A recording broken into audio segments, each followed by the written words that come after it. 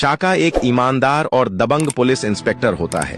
अभी अभी उसका ट्रांसफर दिवालिया नगर नाम के गांव में हुआ है। गांव पहुंचते ही शाका को जो दृश्य दिखता है वह पूरे गांव को हिला देता है। गांव के लोग न गरीब हैं, न कुछ खाने को है, न कपड़े पहनने को, और चेहरों पर सिर्फ डर और मजबूरी दिखाई देती है। शाका सोच में पड़ जाता है, यहाँ हो क्या रहा है। एक दिन शाका गांव के सरपंच कल्लू से पूछता है, मैंने सुना था कि यह गांव कभी बहुत अमीर हुआ करता था, फिर आज यह हालत क्यों है। कल्लू का चेहरा सख्त हो जाता है। वह सिर्फ इतना कहता है, यह सब तब तक था जब तक बशीरा के मनहूस कदम यहाँ नहीं पड़े। यह कहकर कल्लू वहाँ से चला जाता है। शाका पूरी रात सो नहीं पाता। शाका अपनी जूनियर इंस्पेक्टर शेर सिंह को कहता है, चुपचाप जांच शुरू करो। शेर सिंह धीरे धीरे लोगों से बात करता है और थोड़ी थोड़ी जानकारी जोड़कर एक भीषण सच तक पहुंच जाता है। उसे पता चलता है कि बशीरा का एक छुपा हुआ अड्डा है, एक फैक्ट्री है जहां गन्स की स्मगलिंग होती है। वह हर हफ्ते गांव वालों से जबरदस्ती कमाई ले जाता है और गांव का पानी भी फैक्ट्री के जहरीले कचरे से खराब कर दिया है।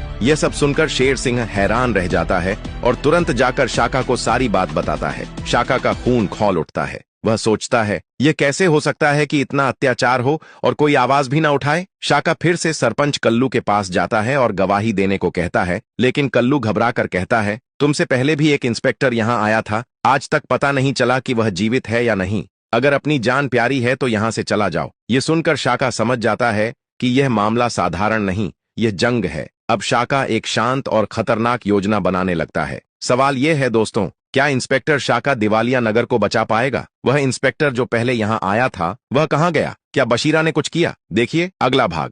दिवालिया नगर के हालात शाका को सोने नहीं दे रहे थे। शाका पूरी रात पुलिस स्टेशन के ऑफिस में बैठा रहता है। वह बशीरा के खिलाफ किसी एक सबूत को ढूंढने की कोशिश करता है, लेकिन उसे कुछ भी हाथ नहीं आता। फाइलें खुली होती हैं, कागज बिखरे होते हैं, लेकिन हर जगह सन्नाटा होता है। दूसरी तरफ बशीरा अपने अड्डे में बैठा होता है। उसके पास जोगी आता है और कहता है, एक नया इंस्पेक्टर आया है जो गाँव वालों से आपके बारे में पूछ रहा था। यह सुनकर बशीरा कहता है, करने दो उसे जो करता है, बस इतना देखना कि इंस्पेक्टर कालिया के इकट्ठा किए हुए सबूतों की फाइल उसके हाथ न लगे। इधर सुबह शाका इंस्पेक्टर शेर सिंह से पूछता है, ये इंस्पेक्टर कालिया का केस क्या था, आखिर यहाँ हुआ क्या था। शेर सिंह गहरी सांस लेते हैं और कहते हैं, इंस्पेक्टर कालिया यहाँ तब आए थे जब बशीरा का कोई नामो निशान नहीं था। हर तरफ खुशियां थीं। फिर एक दिन हमें खबर मिलती है कि बशीरा ने गांव में लोगों को मारकर अपनी आतंक की शुरुआत कर दी। इंस्पेक्टर कालिया तुरंत वहां जाते हैं, लेकिन तब तक बशीरा वहां से भाग चुका होता है। उसके बाद इंस्पेक्टर कालिया बशीरा के अड्डे पर छापा मारते हैं और बशीरा के खिलाफ सबूत इकट्ठा करना शुरू कर देते हैं। उन्हें सबूत मिल भी जाते हैं,